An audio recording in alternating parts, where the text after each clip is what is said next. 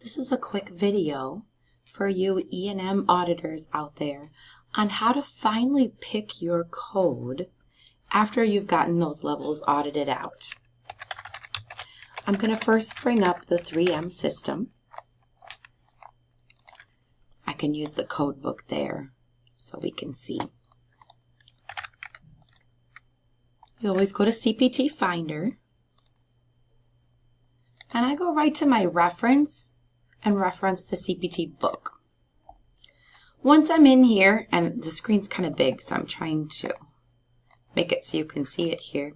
I'm going to click on Evaluation and Management Services, Office or other outpatient services. We'll just look for levels in a regular office visit setting.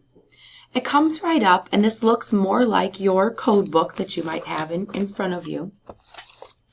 Say, and you can see this is for new patient, okay, 99201, 202. I can keep scrolling down here, 03, 04, and 99205.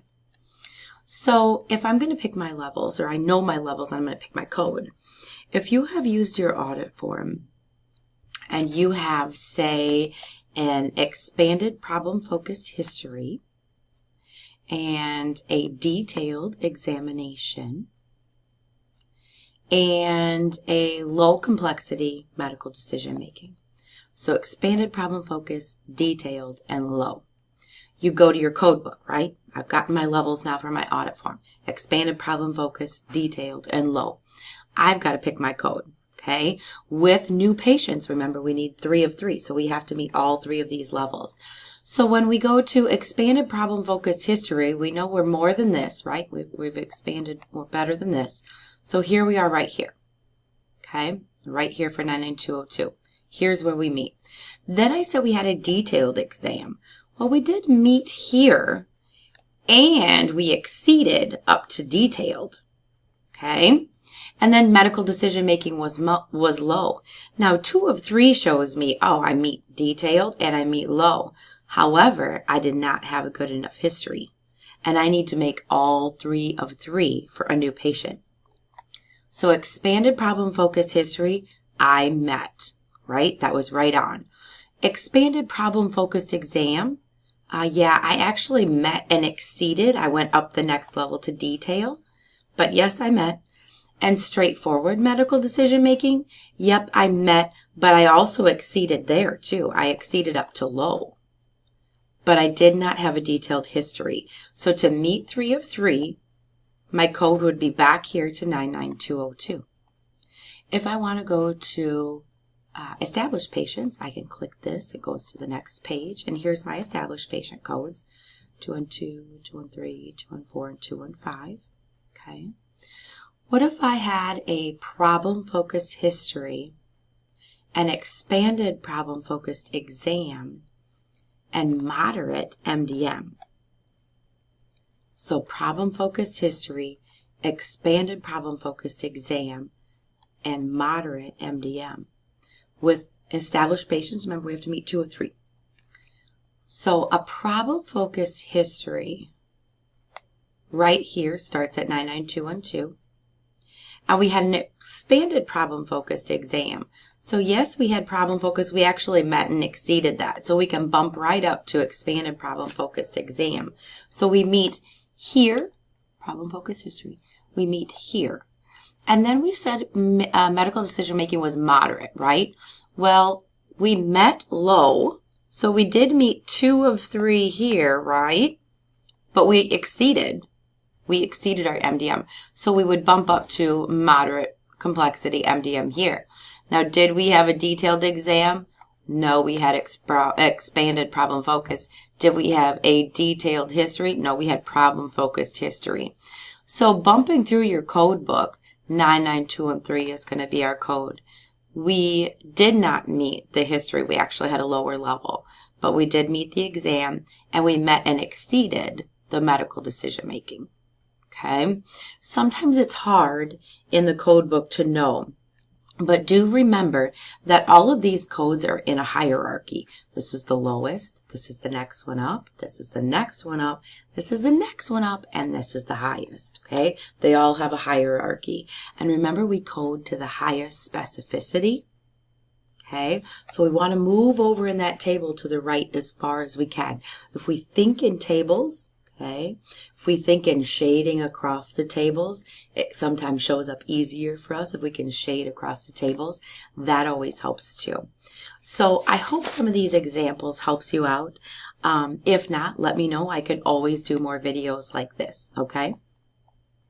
One thing to remember as you are auditing and going through E&M is we think, okay, we have to audit every single problem that we do. In E&M, we do not audit anything based on time.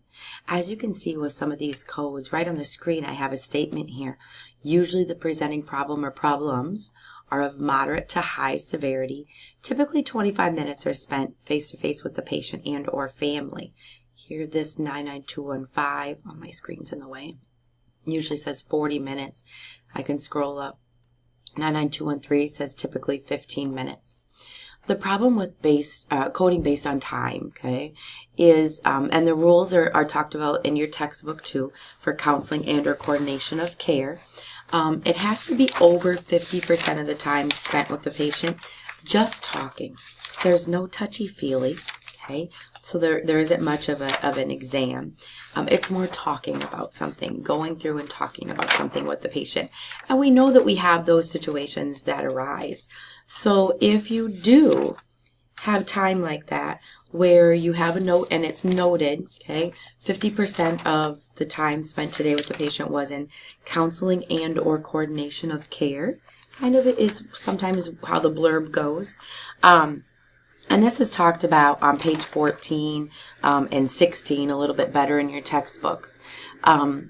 If it states time being spent, then we can code based on time. Okay. Usually, though, in auditing, it's nice if you scan through your note first and jump to the bottom, because the time is talked about right at the bottom. So you could essentially take so much time auditing through a whole report and finally get to the bottom and go, I never even had to audit this. It's based on time. Okay. So it's good and it's important to jump down to the bottom and see if time is listed, because that can kind of be your cheat sheet. Okay. You can quick hop through on time and go on to the next one. You don't have to spend time auditing. So we do not audit anything that's based on time. Okay. But it has to be in the note. Has to be specifically stated, okay, explicitly stated in the note, and usually you find it at the end, so you can think about that. Also, anything that's based on time, like hospital discharge services, remember it's either less than 30 minutes or more than 30 minutes. There's nothing to audit there. We don't need to find a history level, a medical decision-making level. We don't have to do any of that. Also, physicals, annual physicals, or we call them in our E&M books Prevent Med.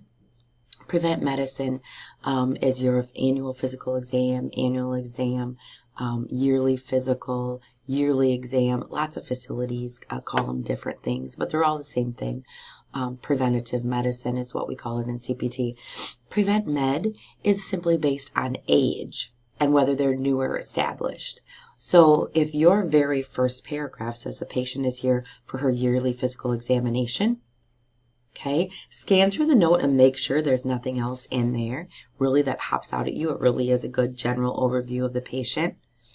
Code based on age and if they're new or established. We do not have to audit those either, okay? So I hope that makes sense for you and helps.